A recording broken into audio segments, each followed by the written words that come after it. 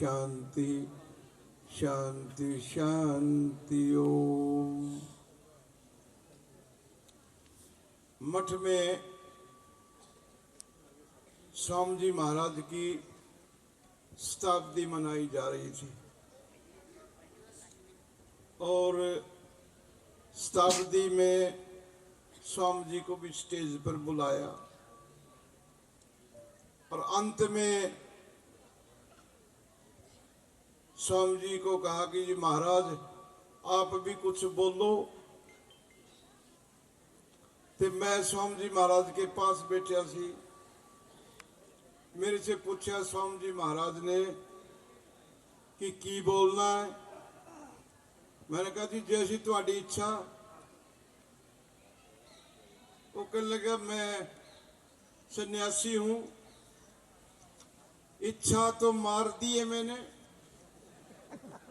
इच्छा तो मार दी है। तो मेरा भी भाई आज सुन सुन के प्रवचन और भजनोपदेशकों के भजन, मेरे अंदर जो विचार सी वो सारे विचार निकल गए। इन्हां दे विचार मेरे अंदर हैं ते ओ मैं तुहानू सुनावा तो पिष्ट पेशन, पिसी हुई चीज को फिर पीसने वाली बात होएगी। पर फिर भी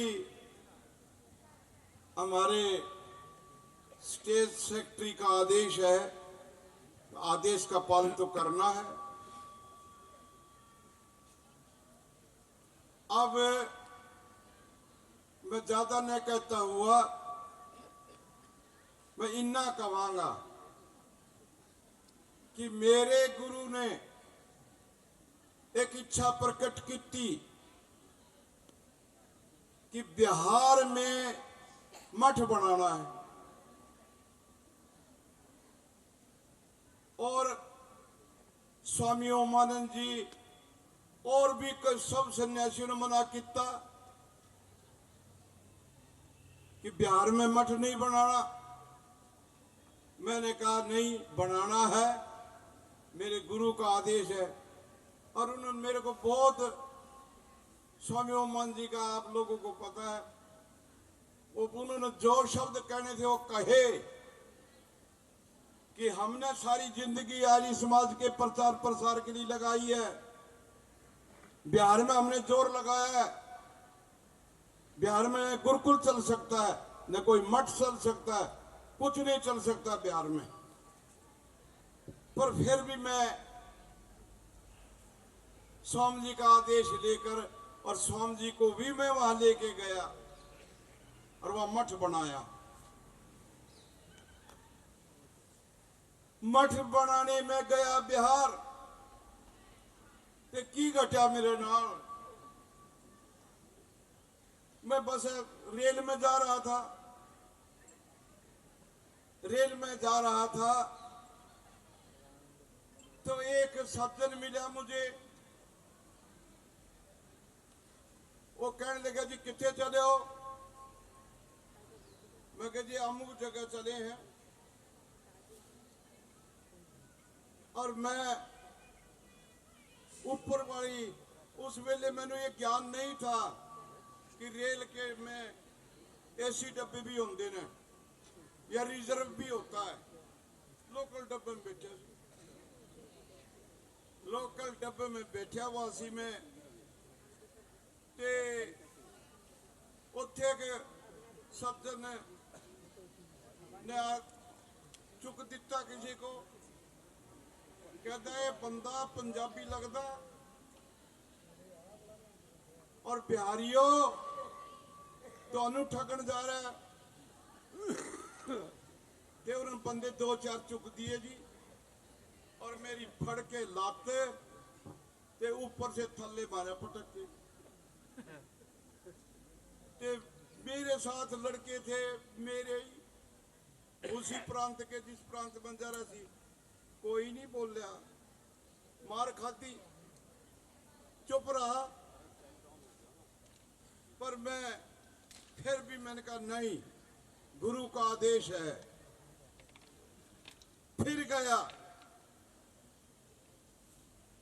और अंततः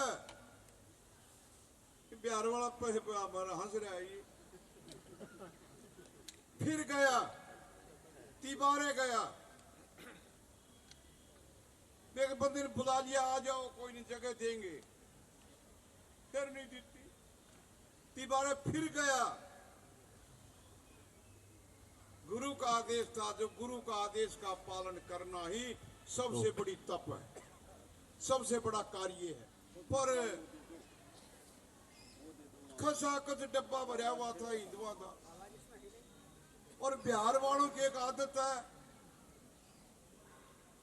चाहे 100 आदमी हो, चाहे 50 हो, चाहे 200 हो, जिस डब्बे में एक घुसेगा सारे उधर उधर ही घुसेंगे, सारे एक डब्बे में, बैठने जगह नहीं, सा नहीं।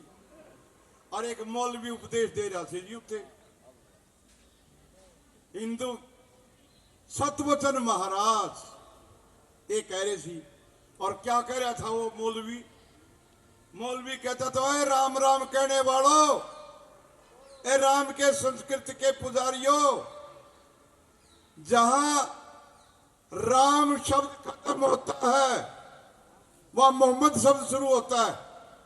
राम राम मत कहो, राम की संस्कृत का गुणगान मत करो, मोहम्मद मोहम्मद कहा करो, मोहम्मद की संस्कृति का प्रचार करो। मेरे साथ मेरा ब्रह्मचारी बैठा था, एक छोटा जिया, वो खड़ा होगा कि मैं देना जवाब। मैं कहा बह जा बह जा, इतने मैं भी 2-3 बार आ लिया, पिट के गया हूं, हूं तू भी पिटेगा पुत, अपना इतने कोई रक्षक नहीं, कोई लेना नहीं देना, तो बह जा। पर ब्रह्मचारी नहीं मानना जी, और वो खड़ा हो गया। वो कहता, मौलवी साहब ध्यान से सुन ले, जहां राम शब्द खत्म होता है वो मोहम्मद शब्द शुरू होता है, जहां राम की संस्कृति खत्म होती है वह मोहम्मद की संस्कृति शुरू होती है। पर तू ध्यान रख, ध्यान से सुन ले, जहां मोहम्मद शब्द खत्म होता है वहां दयानंद शब्द शुरू होता है, इसलिए दयानंद की संस्कृति का गुणगान करा करो। छोटे से ब्रह्मचारी ने मुंह बंद कर देता, और सारे की सारी जो रेल डब्बे में भरे हुए थे ना, वो सारे ताड़ियां बजा रहे थे। एक छोटा सा ब्रह्मचारी, जिसको भी 1 साल 2 साल हुए मठ में पढ़ते हुए, अभी सत्यार प्रकाश पूरा नहीं पढ़ा सी उसने, अभी 2 समोल्लास पढ़े सी, प्राग शास्त्री द्वितीय वर्ष किता सी, पर मुंह तोड़ के जवाब दिता ब्रह्मचारी ने। ऐसे होते हैं दयानंद के सिपाही, ऐसे दयानंद के सिपाही बनेंगे तब मेरा देश फिर आर्यवर्त बनेगा, और फिर दयानंद का स्वप्न साकार होगा, और फिर दयानंद का जयकारे लगेंगे, फिर ओम के झंडे सारे विश्व के अंदर फहराएंगे। ऐसे ब्रह्मचारी यदि मेरे पैदा हों। पर आज क्या हो रहा है? आज हो रहा है, एक अबला छत के ऊपर खड़ी हुई आ भर रही थी, जब मेरा देश सारा का सारा बौद्ध हो गया सी, जैन हो गया सी, और एक वैदिक संस्कृति की पुजारन, नित्य प्रतिदिन हवन करने वाली, वेद मंत्र का स्वाध्याय करने वाली अबला छत के ऊपर खड़ी हुई आ भर रही है, और आ भरती हुई कह रही है, किम करोमि को गच्छामि को वेदानुद्रिशति। आ भर रही है छत के ऊपर खड़ी हुई, और एक ब्रह्मचारी भिक्षा के लिए जा रहा गली से, जैसे दयानंद मठ का ब्रह्मचारी दीनानगर की गलियों में भिक्षाम देही की आवाज लगाता है, ऐसे आवाज लगाई। एक ब्रह्मचारी ने आवाज लगाता हुआ जा रहा था, और उस माता की आह सुनी, किम करोमि को गच्छामि को वेदानुद्रिशति। अब कहां जाऊं, किसको सुनाऊं अपनी व्यथा? देश के अंदर कोई वेद को जानने वाला नहीं, वैदिक संस्कृति को जानने वाला नहीं, हिंदू संस्कृति को जानने वाला कोई नहीं, सारे के सारे लोग बौद्ध बन गए, जौन बन गए। क्या करूं, कैसे करूं?